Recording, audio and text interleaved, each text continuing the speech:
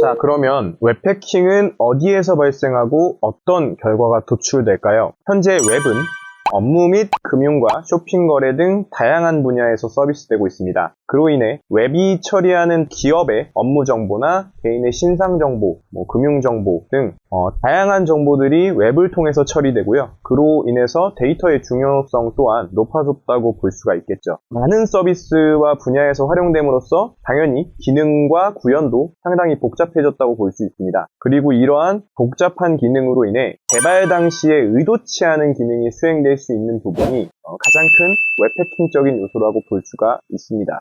물론 앞에서 본 것처럼 단순히 서버의 설정으로 보안에 위협이 될 만한 요소들도 있겠지만 거의 그런 부분들에 대한 기본 설정들로 쉽게 그런 공격이 되지 않는 서버의 기본 설정들도 돼 있기 때문에 단순히 그런 부분이 위협이 되는 사례들은 많이 줄어든 부분이 없잖아 있죠. 그러나 실질적으로 웹이 동작하는 기능은 결과적으로 사람이 만들게 되고요. 이 사람이 실제로 설계하고 개발하는 과정 중에서 문제가 있을 수 있다는 거죠. 이런 부분들을 악용해서 단순히 클라이언트적인 측면에서 개인의 정보를 유출하거나 권한을 도용할 수도 있고요. 아니면 서버의 기능을 도용하거나 아니면 정보 유출 또는 이 서버를 경유해서 내부망에 침투하거나 이런 부분들의 활용이 가능하게 됩니다. 대부분의 기업들은 내부망은 당연히 외부에서 접근이 불가능하게 돼 있겠지만 자신의 기업의 정보를 공개하기 위해서는 웹 서비스를 사용하게 되고요. 또한 이 웹 서비스를 통해서 내부망이 접근이 가능한 경우들이 있고요. 결론적으로는 공격자들, 즉 해커들이 기업에 있는 어떤 정보를 유출하기 위해서 가장 첫 번째로 웹 서버를 해킹해서 내부망 접근을 시도할 수 있다라는 거죠.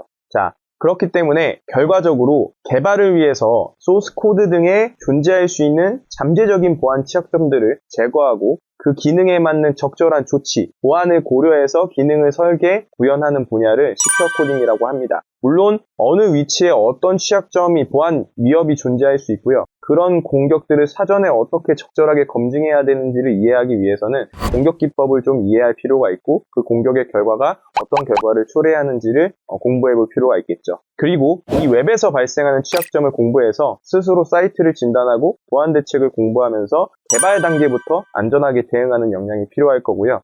여러 가지 분야에서 활용이 될 수 있겠죠. 웹 취약점 진단을 위해서 할 수도 있고 이미 만들어진 웹사이트의 취약점을 진단하거나 앞으로 만들 웹사이트의 보안적인 부분을 고려해서 기능을 설계 구현하는 부분의 지식으로 삼을 수가 있게 됩니다.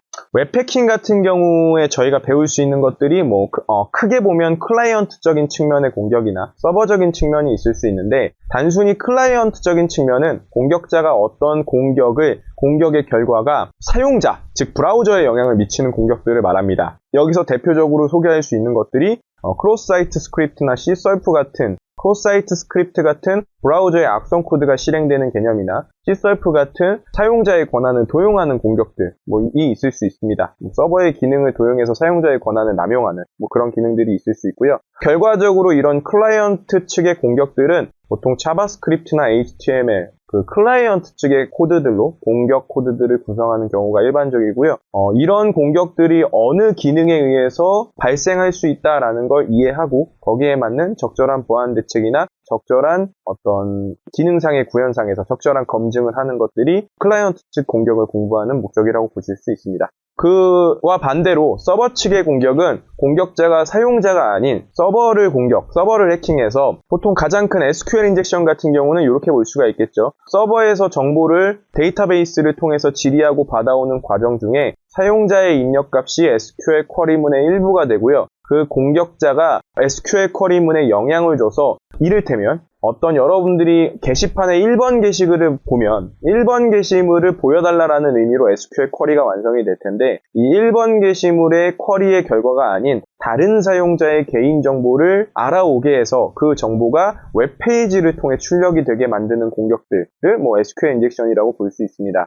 SQL을 이용하는 부분이기 때문에 SQL이 사용되는 위치에서 사용자 입력값이 적절하게 검증되지 않을 경우 발생할 수 있는 보안 취약점이 될 수 있겠죠. 그렇기 때문에 이 서버 사이드 공격 중에 SQL 인젝션 공격들을 공부하고 여러분들이 SQL 인젝션이 사용되는 위치에서 적절하게 이런 보안에 관련된 위협, 공격이 가능한지를 점검할 수 있으면 될 것 같습니다.